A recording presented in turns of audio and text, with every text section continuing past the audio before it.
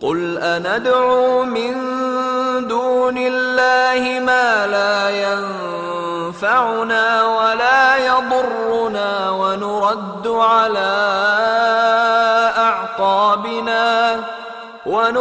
على أعقابنا بعد إذ هدانا الله كالذي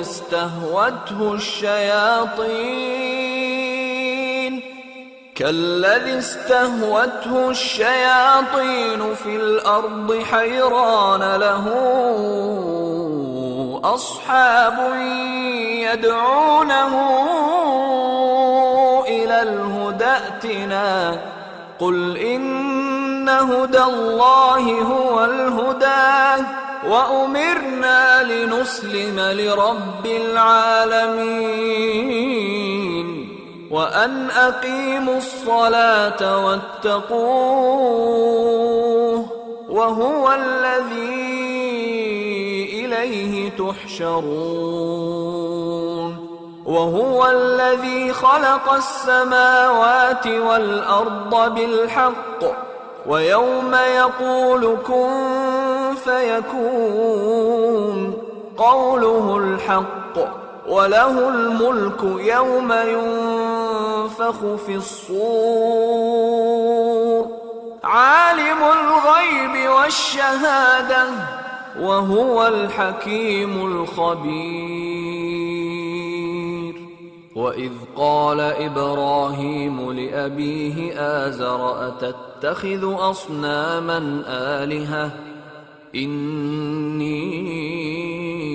أراك وقومك في ضلال مبين وكذلك نري إبراهيم ملكوت السماوات والأرض وليكون من الموقنين فلما جن عليه الليل رأى كوكبا قال هذا ربي فلما أفل قال لا أحب الآفلين فلما رأى القمر بازغا قال هذا ربي فلما أفل قال لئن لم يهدني ربي لأكونن من القوم الضالين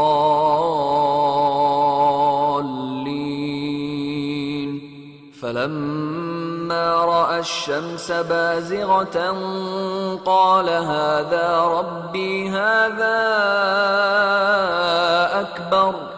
فلما أفلت قال يا قوم إني بريء مما تشركون إني وجهت وجهي للذي فطر السماوات والأرض حنيفا وما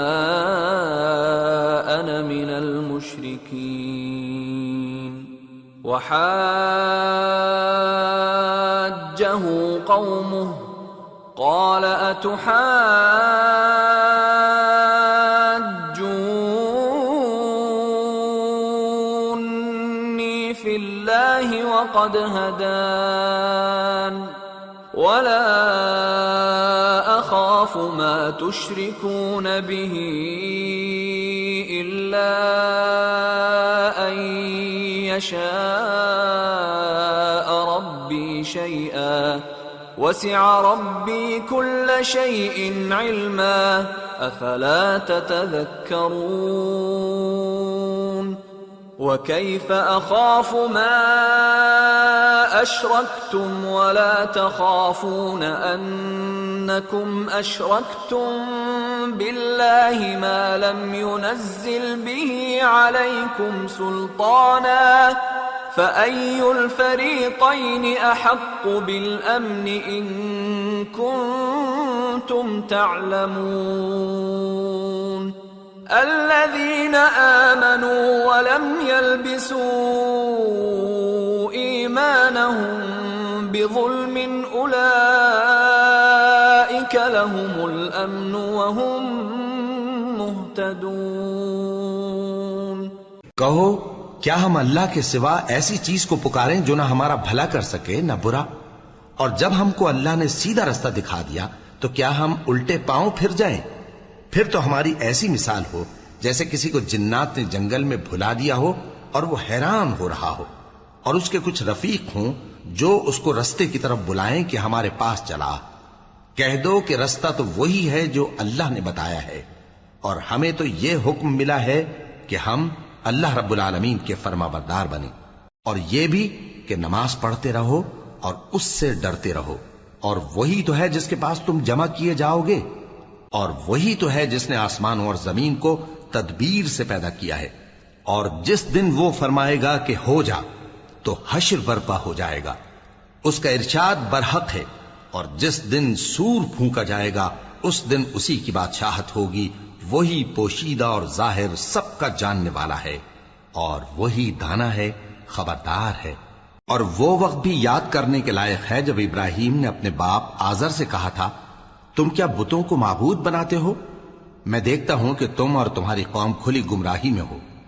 اور ہم اس طرح ابراہیم کو آسمانوں اور زمین کے عجائبات دکھانے لگے تاکہ وہ خوب یقین کرنے والوں میں ہو جائیں۔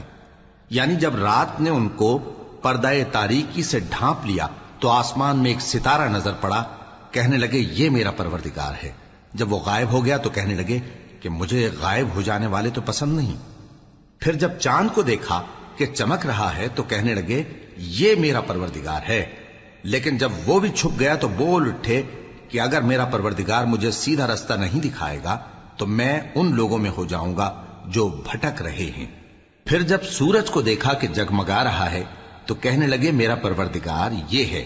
یہ سب سے بڑا ہے۔ مگر جب وہ بھی غروب ہو گیا تو کہنے لگے لوگو، جن چیزوں کو تم اللہ کا شریک بناتے ہو میں ان سے بیزار ہوں۔ میں نے سب سے یکسو ہو کر اپنے آپ کو اسی ذات کی طرف متوجہ کیا جس نے آسمانوں اور زمین کو پیدا کیا ہے، اور میں مشرکوں میں سے نہیں ہوں۔ اور ان کی قوم ان سے بحث کرنے لگی تو انہوں نے کہا کہ تم مجھ سے اللہ کے بارے میں کیا بحث کرتے ہو؟ اس نے تو مجھے سیدھا رستہ دکھا دیا ہے، اور جن چیزوں کو تم اس کا شریک بناتے ہو میں ان سے نہیں ڈرتا، ہاں جو میرا پروردگار کچھ چاہے۔ میرا پروردگار اپنے علم سے ہر چیز کا احاطہ کیے ہوئے ہے۔ کیا تم خیال نہیں کرتے؟ بھلا میں ان چیزوں سے جن کو تم اللہ کا شریک بناتے ہو کیوں کر ڈروں، جبکہ تم اس بات سے نہیں ڈرتے کہ اللہ کے ساتھ شریک بناتے ہو جس کی اس نے کوئی سند نازل نہیں کی۔ اب دونوں فریق میں سے کون سا فریق امن و بے خوفی کا زیادہ حقدار ہے؟